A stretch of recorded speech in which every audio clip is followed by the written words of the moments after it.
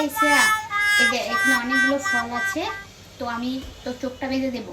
এই চোখটা বেঁধে দিয়ে তোর হাতে এক একটা করে আমি ফল দেবো, তোকে চোখ বাঁধা অবস্থায় বলতে হবে কোনটা কোন ফল, কেমন? হুম, ঠিক আছে।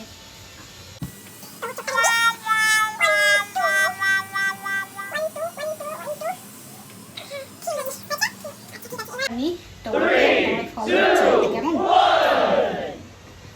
এটা কি ফল? অরেঞ্জ। ঠিক। এটা এটা হচ্ছে অ্যাপেল।